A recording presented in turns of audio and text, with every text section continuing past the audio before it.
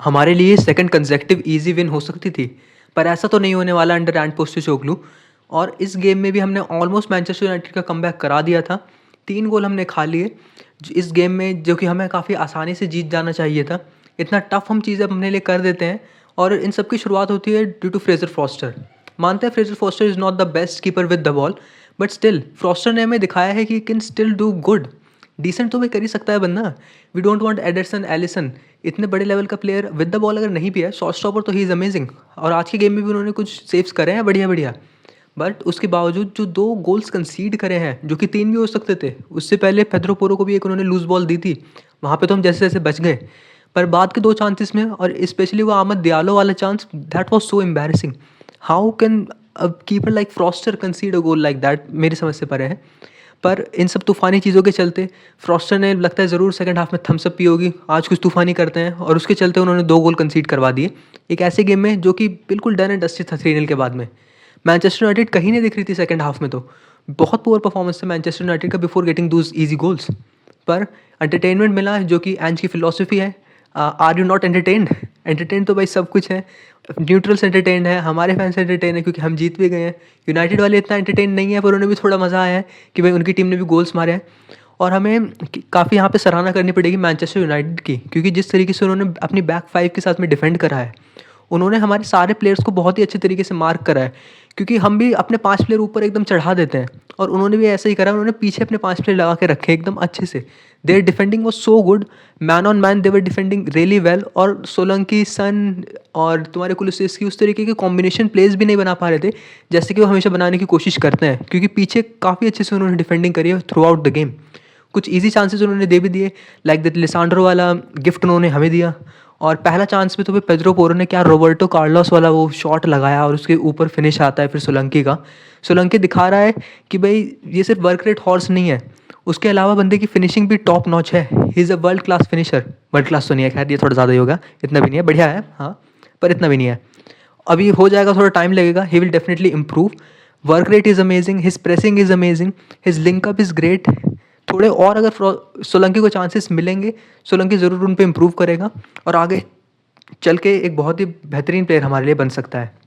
और उसके बाद में अगर हम बात करें कि किस तरीके से हमारा बिल्डअप रहा था इस मैच में ड्रागोसन को ज़्यादा इन्वॉल्व नहीं करा विद द बॉल, जो कि एक बहुत अच्छी चीज़ है। और हम अपने लेफ्ट साइड पे जहाँ पे कि आर्ची ग्रे था, वहाँ से बिल्ड करने की कोशिश कर रहे थे।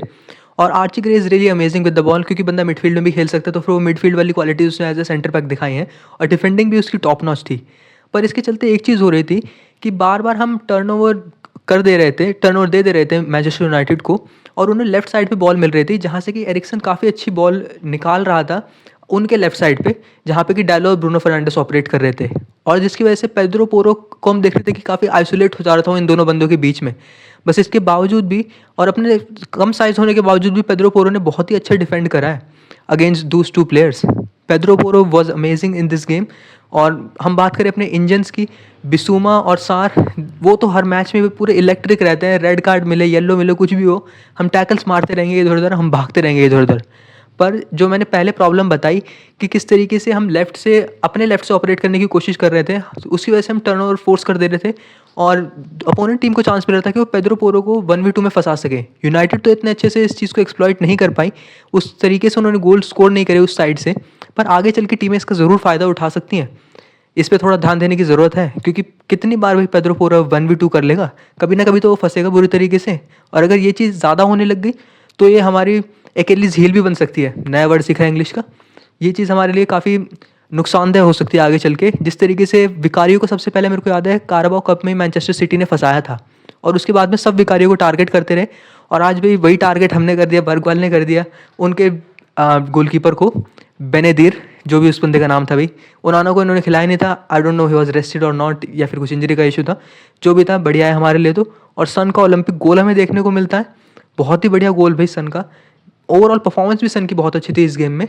बट अगर मैं बात करूँ हमारी तरफ से बेस्ट परफॉर्मर कौन था इस पूरे गेम में, that was definitely Dominic Solanke. Press करेगा बंदा विन करेगा बॉल को, लिंकअप करेगा, गोल भी स्कोर करेगा। He was total top notch for अस।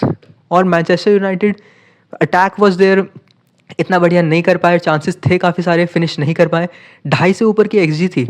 हाँ मानते हैं 2 गिफ्ट भी थे, पर उसके बावजूद भी they created more XG than us. हमारी एक्सजी वॉज 1 से भी कम थी, 0.8 से भी हमारी एक्सजी कम थी, उसके बावजूद 4 गोल्स आए हैं, जो कि बताता है कि कितनी अच्छी फिनिशिंग अप टॉप हमने दिखाई है इस गेम में।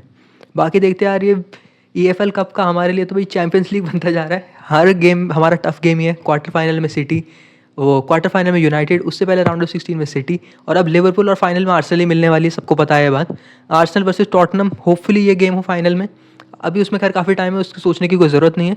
बाकी नेक्स्ट गेम अगेंस्ट लिवरपूल देखते हैं, काफ़ी इंटरेस्टिंग गेम होगा। Best defence versus best attack, कहीं ना कहीं देखते हैं क्या होता है।